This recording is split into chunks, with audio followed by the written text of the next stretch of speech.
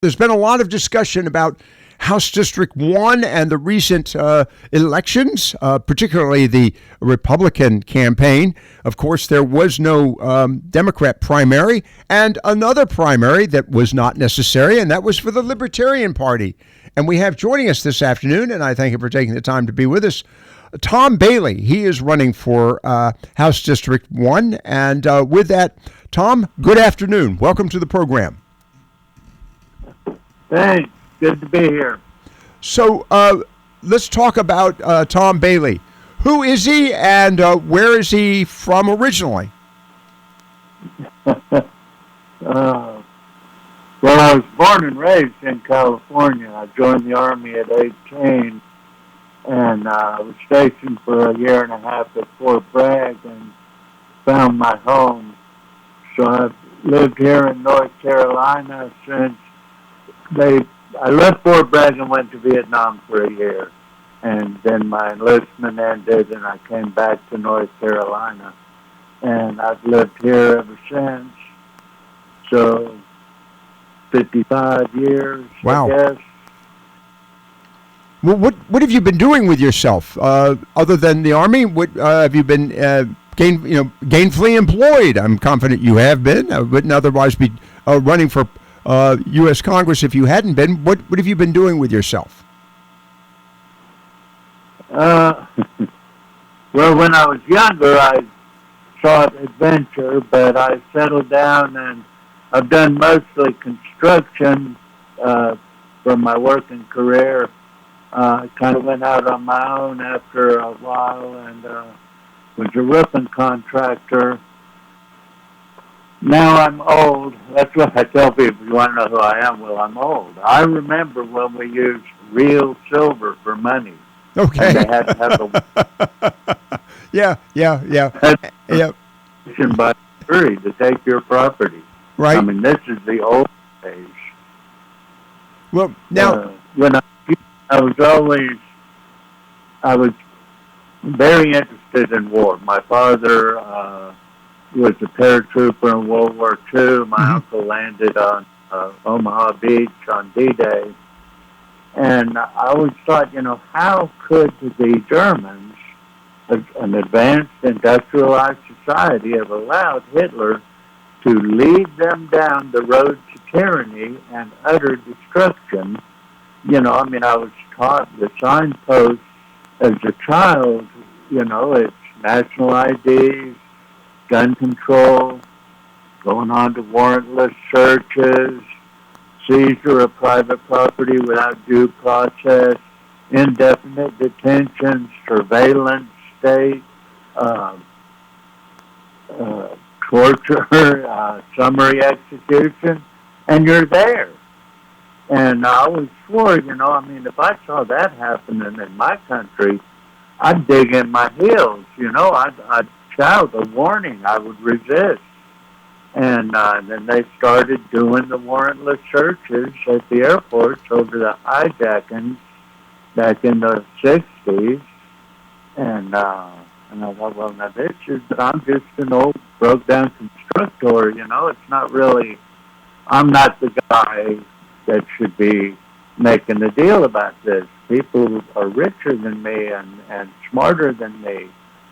And what finally tripped me, though, was Reagan and the 80s started with that asset forfeiture program, and they started seizing private property without even charging the owner with a crime, much less convicting him of anything. And I thought, well, this just can't stand. And at that time, I was working on a crew restoring Castle McCulloch, an old gold mill here in Guilford County, and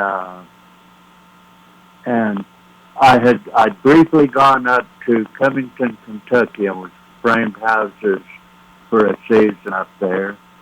And the first time I heard of asset forfeiture, newspaper report came out. I've always read the news, and it was saying they'd taken some guy who was changing planes in the Cincinnati airport going from Detroit to Miami.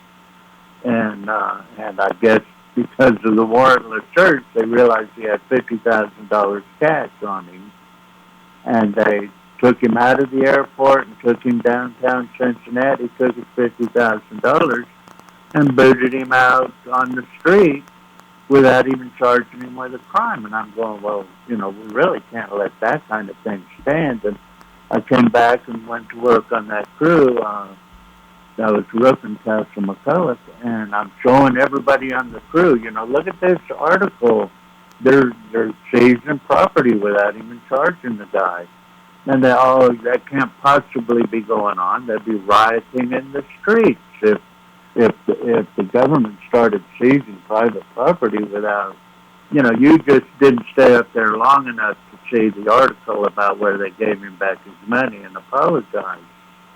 And then about a year later, it started happening around here, and I read about it. They had some guy in Winston-Salem, and it was in the Greensboro paper, and I read about that, and complaining more, and nobody on that crew rioted in the streets, and everybody just kind of went along on their way. But I raised such a stink about it. They all said, "Well, if you're so into it, you should file and run for office." And, yeah, all right. And so why the Libertarian Party, just out of curiosity? Because the Libertarian Party has never had much of a, if you will, a grassroots support in North Carolina. Do you find that this may change in the near term? Back then you had to be 21 to vote when I registered to vote. Mm-hmm. Turned 21 in Vietnam. I came back from Vietnam. I knew whatever we were bringing those people in Vietnam, it wasn't liberty. And I believed in equal rights. And I thought, the Democrats, they said, at that time I thought they meant, well, we're going to recognize the rights of minorities and bring them up to where you have to have a warrant to search them too, And I said, well, that's fair. And so I was supporting that, and I started running with the Democrats and realized they really wanted to take rights away and make us all equally downtrodden. Mm-hmm. Right. And 71, the Libertarian Party, what always used to happen, well, before I get ahead of myself, the main reason I'm running is to try to unrig the elections. And this is what I found out. And I really didn't find it out until I joined the Libertarian Party, but how they rigged the elections. And it's not like Donald Trump's trying to tell you, it's illegal aliens voting or it's ballot box stuffing. But no, they do it legally. They passed the law. If you read the North Carolina Constitution, Article 6 talks about how elections should be run. And Article 6, Section 1 says who is eligible to vote. Article 6, Section 6 says who can be voted for. Says any registered voter not disqualified by this Constitution shall be eligible for election by the people to office. And the Constitution has this, you got to have the residency requirement, you got age requirements, and of course you have to be a registered voter.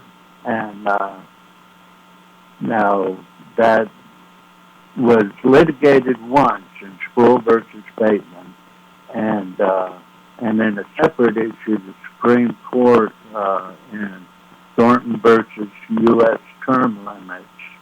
And both the North Carolina Supreme Court and the U.S. Supreme Court say that the legislature does not have the authority to add to those disqualifications. Right.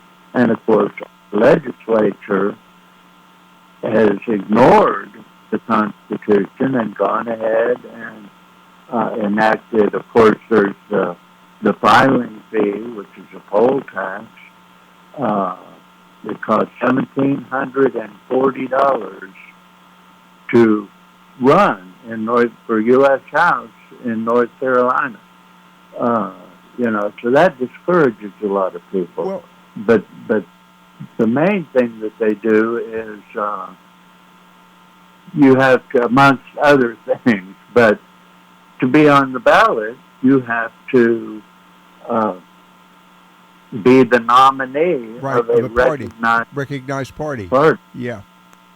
And all right, but let's just talk here for a few minutes. We've got Tom Bailey, who's candidate for Libertarian Party. Tom, let's talk about your platform as a libertarian. What would you do that would, I think, would be important for the voters in District 1? By the way, the largest congressional district in the state, probably one of the largest in the country, as a matter of fact, some 24 counties. What do you see as the number one issue, or the let's go the number three, the top three issues for that district, in your opinion? Well, like I said, I'd like to get a constitutional ballot. I have two things that I would really like to accomplish. I'm not trying to be your kid's teacher. I'm not trying to be your doctor. I'm not trying to be your financial advisor. I'm not your moral compass. All those things, I think, can be done better by the private sector and cheaper to boot. Everything the government does is based on political considerations, and they don't really understand your health or any of that other stuff. The other thing I'd like to do, though, is I'd really like to get the federal government tax apparatus off of the backs of the people.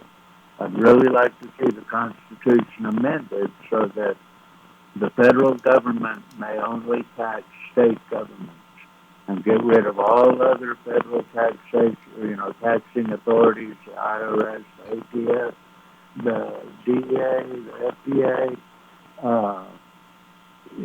all the agencies, in other words, and the regulatory agencies. Right. Okay. We would say in the bureaucracy, we'd get rid of the IRS, and they cost billions by themselves. Now that I would think that would be a. I don't know if any of the candidates in the other parties have considered that, but that sounds to me like something the voters would be interested in, especially now that we're coming up to tax day. Tom, real quickly, I want to move to another item before we wrap things up with you. In light of what's going on in Washington, D.C. right now, what's your observation? And I'm just curious, do you have any opinion on the circumstances in Iran? I don't think we have any business in all these wars, although on the one hand, I'd say, 99% of the voters voted for more war. The Democrats and the Republicans for the last 30 or 40 years have given us nothing but war and death. And That's if you true. keep voting Democrat and Republican, what do you expect you're going to get? I have to think they voted for more war and more death, and Right. It's hard to that trend. I'm opposed to that. Those people didn't attack us. We attacked them. We attacked Venezuela. I read somewhere saying that Donald Trump has bombed 7 different nations in the last year. And Americans somehow, I don't know who's fostering this hubris, but believe that, we can just start a war and we can turn a war off, and it's not really a war unless we say it's a war. And no, there's other people involved. When you start a war, you don't know where it's going to end up. Right. I mean, I've been in war, and they don't stop shooting just because you want them to.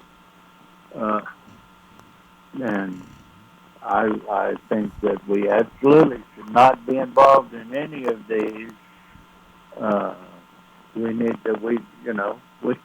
We don't need bases in 98 different nations.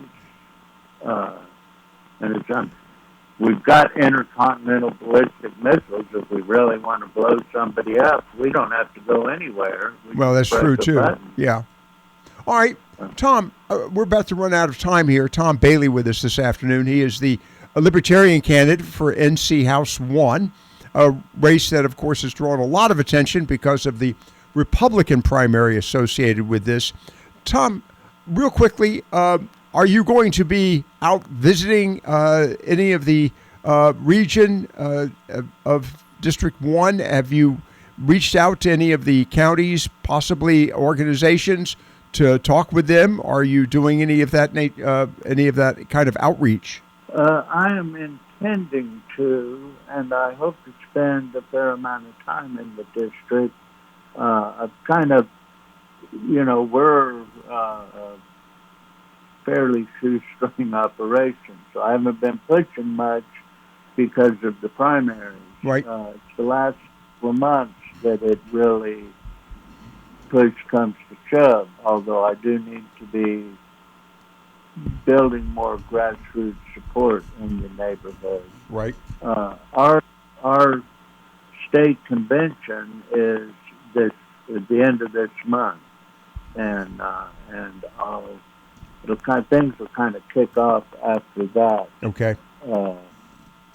And we've gone to a lot of trouble to try and have a full congressional delegation. I think there's one congressional district that we don't have a Libertarian running in. Okay. Well, I'll tell you what I'm going to do with that, and that you reminded me about that. We'll reach out to the folks involved in the Libertarian. Where's the convention going to be conducted? It's going to be up in Lake Lure. Okay. All right. The last one's been for the last few years. They've been more centrally located, but it's a pretty good hike to get up to Lake Lure. Well, it is a good hike, but it's a beautiful area. All right, Tom, I've got to go to a break. I want to thank you for your time. Tom Bailey with this Libertarian Party. Tom, what is a good website for you? Do you have a website? I don't have a website right now. I've got a Facebook page. Okay. All right. There's a Libertarian website. Okay. Well, we will be following this with interest, and we'll be, of course, mentioning it in the future. But I want to thank you for your time this afternoon. Tom Bailey with us this afternoon. He is the Libertarian candidate for NC House 1. All right, more to come here on Viewpoints. And Tom, thanks for taking the time to be with us. We appreciate your time.